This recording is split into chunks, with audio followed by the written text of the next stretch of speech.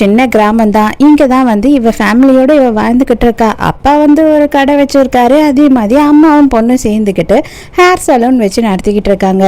அப்போ ஒரு ஆள் அந்த ஊரை சேர்ந்த ஆளே வந்துட்டு ஹீரோயின் கிட்ட வம்பு பண்ணுறான்.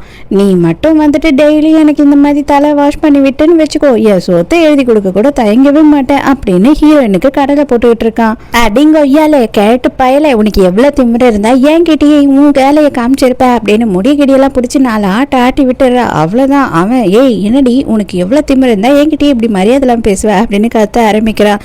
எங்க இருந்தோ இதை கேட்டா ஓடி வந்த அவங்க அம்மா, அடே தெருப்பொறுக்கி நாயே, நீ யார் மேலடா கையை வச்ச? என் பொண்ணையா வந்து கையை பிடிச்சி இழுக்க பார்த்த, என் பொண்ணையே வந்து ரேப் பண்ண ட்ரை பண்ணியா அப்படி இப்படின்னு சொல்லிட்டு இல்லாத பழியெல்லாம் போட்டு அடி பின்னி எடுத்துறாங்க ஆத்தாலும் மகளும். ஏய் நான் சும்மா போய்டுவேன்னு மட்டும் நினைக்காதீங்கடி, நீங்கள் 2 பேரும் என்ன வேலை பண்ணிக்கிட்டு இருக்கீங்க இங்கே அப்படின்னு சொல்லி ஊருக்கே நான் வந்து வெளிச்சம் போட்டு காட்டுறேன்னா இல்லையா பாரு, என்ன வந்து நீ தானே காசு எவ்வளோ கொடுப்பேன்னு கேட்ட அப்படி இப்படின்னு இவன் தப்பாக பேசுகிறான் ஹீரோயினை. அங்கே மாப்படிக்க வச்சிருந்த தண்ணியை தூக்கி அவன் மேலேயே ஊத்துறல. கரெக்டாக இப்போ தான் நம்ம ஹீரோவோட இன்ட்ரடக்ஷன். நம்ம ஹீரோ அழகாக ஸ்கூட்டியில் அப்போ தான் அந்த இடத்துக்கு வரான். நம்ம ஹீரோ மேலேயும் அந்த தண்ணியெல்லாம் ஊற்றிடுது. நம்ம ஹீரோவோட பேர் வந்து லென்சோ. அப்படியே அவன் அங்கே வந்து நின்ன உடனே வந்து அப்படியே ஹெல்மெட்டெல்லாம் கழட்டிட்டு அவன் தலையெல்லாம் உதறான். அதை பார்த்த உடனே அவ்வளோதான், நம்ம ஹீரோயின் விழுந்துட்டா. அடடா, நம்ம ஊரில் எல்லாம் இருக்கிறவெல்லாம் கேட்டு பையலாவும் மொத்தன மூஞ்சாவும் இருக்குமே, இப்படி ஒரு சூப்பர் ஸ்டார் ரேஞ்சுக்கு கியூட்டான பையன் எங்கேருந்து வந்தான் அப்படின்னு ஹீரோயின் வாயை பொழந்து பார்த்துக்கிட்டு இருக்கா. அப்புறம் பார்த்தா தான் தெரியுது ஹீரோ ஹெல்மெட்டை கூட கழட்டல. அவன் ஹீரோயினை முறைச்சிட்டு அங்கேருந்து கிளம்பி போகிறான்.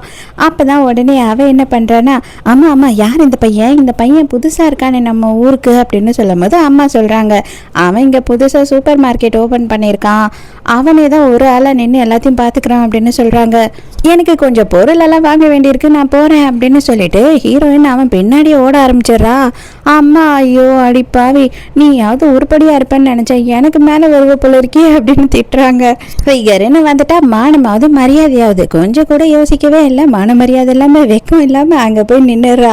அங்கே பார்த்தா ஹீரோ, அப்பப்பா ரொம்ப வெயிலாக இருக்கே அப்படின்னு சொல்லிட்டு ஷர்ட்டெல்லாம் கழட்டி விட்டுட்டு நின்றுக்கிட்டு இருக்கான்.